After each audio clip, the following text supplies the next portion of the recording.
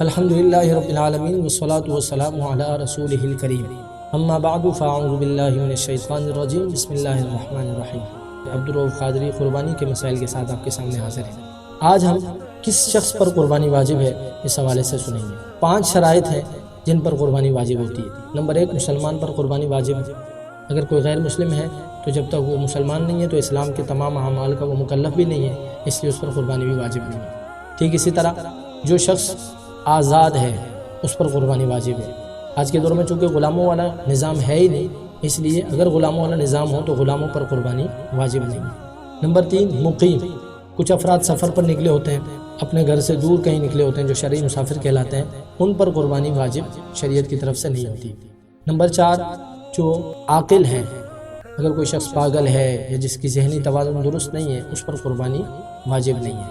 اسی طرح کوئی بالغ ہے اس پر قربانی واجب ہے۔ اگرچہ اس میں علماء کا اختلاف ہے، لیکن مفتبی قول یہ ہے کہ نابالغ پر قربانی واجب نہیں ہے۔ یہ 5 طرح کے افراد ہیں، یعنی کسی شخص میں یہ 5 شرائط پائی جائیں، مسلمان ہو، وہ آزاد ہو، وہ مقیم ہو، وہ عاقل ہو، بالغ ہو، اس پر قربانی واجب ہوگی۔ ان تمام چیزوں کے ساتھ اس میں جو شرط ہے وہ یہ ہے کہ وہ مالدار بھی ہو، تونگر بھی ہو، یعنی 52.5 تولہ چاندی کا مالک ہو تو ان 5 شرائط کے ساتھ اس پر قربانی واجب ہوگی۔ 52.5 تولہ چاندی کی مالیت کا مالک ہو، یا اتنا اس کے پاس رقم رکھی ہوئی ہو، یا اس کے پاس مال تجارت ہو، یا پھر اپنی جو ضرورت کا حاجت اصلیہ کا ساز و سامان ہے اس کے علاوہ 52.5 تولہ چاندی کی مالیت کے برابر اگر اس کے پاس اضافی ساز و سامان ہو تو اس شخص پر قربانی واجب ہو جائے گی۔ یہاں ایک عام مسئلے کی طرف آپ کی توجہ دلانا چاہوں گا، وہ یہ ہے کہ ایسا نہیں ہے کہ ان افراد کے علاوہ کوئی قربانی کرے تو اس کو قربانی قبول نہیں ہوگی۔ مثلا اگر کوئی شخص غریب ہے تو قربانی وہ بھی کر سکتا ہے، اس سے ثواب ملے گا اور زیادہ ثواب ملے گا انشاءاللہ۔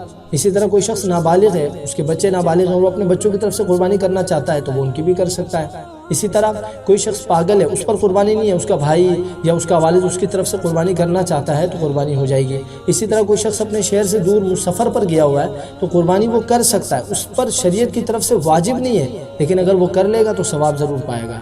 وما علیہ الا البلاغ۔